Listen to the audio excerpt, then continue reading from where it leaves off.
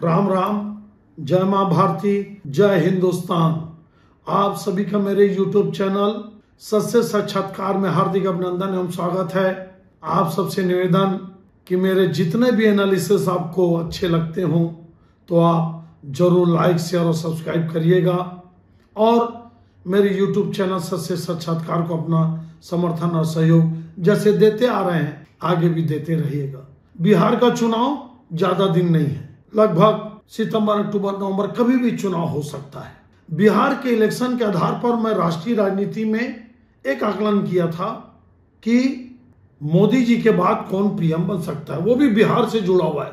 क्योंकि मैंने प्रेडिक्ट ये किया था कि जो पीके प्रशांत किशोर पांडे जी, वो राजनीति में कितने आगे बढ़ सकते हैं, कितने बड़े खिलाड़ी हो सकते हैं, ये बिहार का चुनाव बताएगा। क्योंकि वो 243 सीटों पे चुनाव लड़ रहे हैं। एक आकलन और आज करता हूं, राहुल गांधी की अग्नि परीक्षा है राजनीतिक रूप से ये बिहार का चुनाव।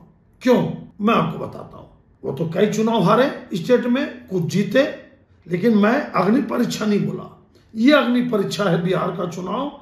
इस चुनाव के रिजल्ट के बाद ये तय हो जाएगा कि राहुल गांधी की जो राजनीति है या जो उनका सेट एजेंडा है या उनका जो जातिवाद या जाति को लेकर जो राजनीति चला रहे हैं वो क्या आगे चल पाएगी या पूरी तरह से पिट जाएगी।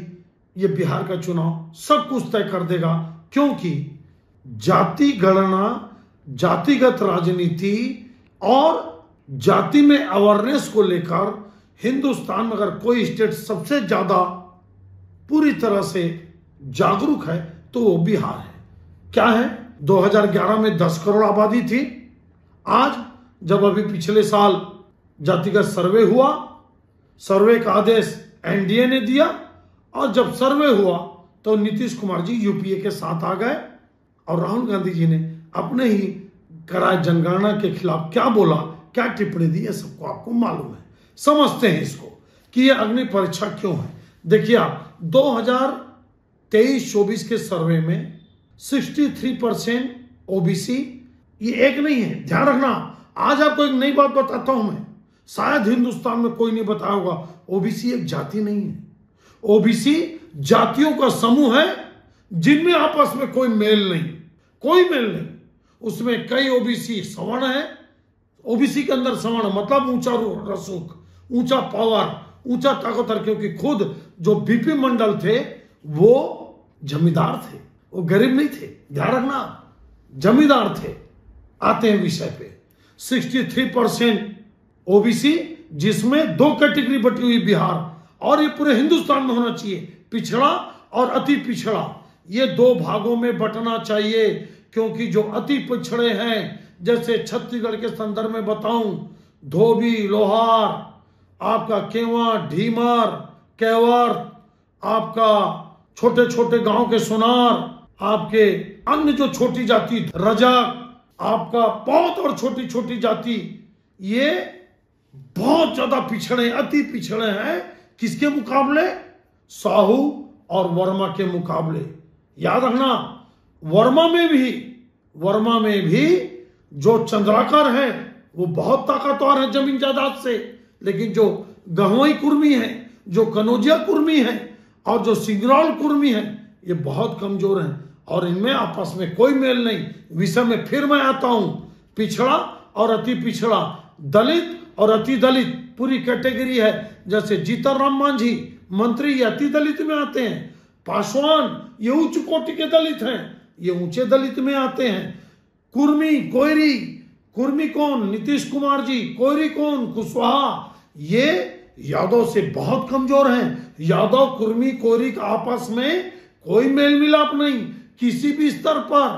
तो आप याद रखिए, आपका पिछड़ा 27%, आपका अति पिछड़ा 36%। ध्यान रखना, इसमें जो कुर्मी, कोयरी, धोबी, नाऊ में जो छत्तीसगढ़ में नाऊ समाज बहुत गरीब, छत्तीसगढ़ में पूरे हिंदुस्तान में कुर्मी, कोरी, नाऊ, धोबी, लोहार, ये भयंकर गरीब लोग, इनको अति पिछड़ा में लिया गया। अति पिछड़ा की संख्या 36%, पिछड़ा जिसमें यादव और ताकतवर लोग 27%, दलित 19.5%, आदिवासी मात्र 1.5% के आसपास और सवर्ण 15.5%, जिसमें ब्राह्मण, राजपूत, भूमियार, कायस्थ और अन्य वैश्य समाज। इस प्रकार से अगर आप देखोगे तो जाति जाति जाति की जो राजनीति, ओबीसी ओबीसी ओबीसी की जो राजनीति राहुल गांधी जी कर रहे हैं, अगर वो अपने दम पर सरकार बना लिए या उनकी जो सीट है 25-30 जो भी उनकी सीट है बिहार में, वो अगर डबल तिबल कर दिए तो मैं मानूंगा कि राहुल गांधी जी अपने तय एजेंडा पे अच्छी राजनीति में आगे बढ़ गए। और अगर वो फेल हो गए, अगर वो कमजोर हो गए और वापस एनडीए सत्ता में आ गई, या प्रशांत किशोर पांडे जी को बड़ा कमाल कर दिया उनका जन स्वराज पार्टी, तब फिर कैसे करेंगे राहुल गांधी जी? क्योंकि प्रशांत किशोर पांडे तो ब्राह्मण है और आपकी जो राजनीति सवर्णों के खिलाफ है। ये संदेश है, ये मनी बोलो, ये संदेश है कि राहुल गांधी जी खुला बोलते हैं, खुला, कि इस देश में ताकतवर लोग मतलब सवर्ण लोग पिछड़ा दलित और आदिवासियों को जीने नहीं दे रहे हैं। जबकि आपको बताऊं, अभी होलकर महारानी मेरी अहल्या जी की जयंती मनाई गई। राज परिवार है ये, राज परिवार। धनानंद राजा थे, छत्तीसगढ़ में 50 राजा, आदिवासी 50 आपके राजभर लोग क्या हैं? ये राजभर लोग हैं, ये राजा लोग हैं। याद रखिए आप, ऐसा देश में सैकड़ों आपको उदाहरण मिलेगा जब SC, ST और OBC के लोग इस देश में राजा थे। कोई दबे कुचले नहीं है। आप बोलते कुछ भी रहिए, करते कुछ भी रहिए, ये देश समझता है। लेकिन राहुल गांधी जी पूरी तरह से जो सवर्णों को एक तरह से ताक पर रखकर या उनके खिलाफ खुला लड़ाई लड़ रहे हैं कि सवर्णों से लूटो, उनकी संपत्ति को लो, उनके अधिकार को छीनो, उनको राज करने मत दो।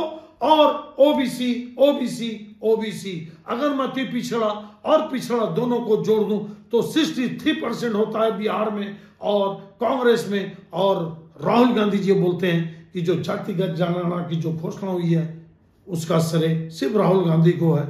अगर इस बताने में कामयाब हो गए तो 63% वोट ले आइए और 243 में आप 250 सीट जीत जाइए। निश्चित रूप से आपकी राजनीति सफल मानी जाएगी।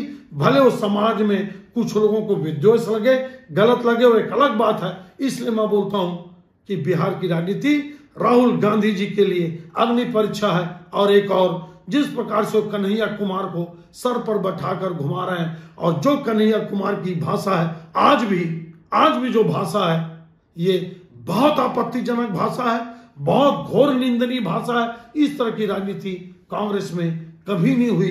देखते हैं राहुल गांधी का नया प्रयोग है कितना सफल होता है। अगर वो अपने दम पर सत्ता में आ गए बिहार में तो निश्चित रूप से बहुत शानदार राजनीति में आगे बढ़ेंगे।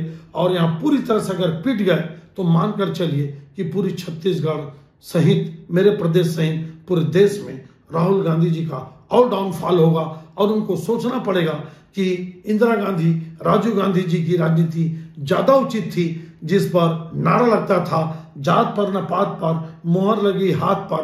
कभी उन्होंने सवर्णों को गाली नहीं बका, कभी उन्होंने दलितों को लेकर, ओबीसी को लेकर जातिगत राजनीति नहीं करी। राहुल गांधी जी सवर्णों के खुल के खिलाफ हैं। देखते हैं ये उनका प्रयोग कितना सफल होता है, ये तो वक्त बताएगा। इंतजार करिए अग्नि परीक्षा बिहार के चुनाव का, क्या होता है, क्या फैसला आता है, बिहार की जनता क्या फैसला देती है। यह कांड विश्लेषण आपको कैसा लगा? और आपको एक बार बता दूं, है जातिगत जनगणना के मेरा विश्लेषण का आप इंतजार करना। ऐसी बातें आपको बताऊंगा रिकॉर्ड जो आज तक हिंदुस्तान में कोई नहीं बता पाया। बहुत शानदार विश्लेषण लेके आऊंगा बहुत जल्द। मेरा कृपया चैनल सच से साक्षात्कार को आप सब्सक्राइब कर लीजिए। यह कांड विश्लेषण आपको कैसा लगा आप जरूर बताइए और देश के साथ खड़े रहिए। जय हिंद, जय छत्तीसगढ़, जय हिंदुस्तान।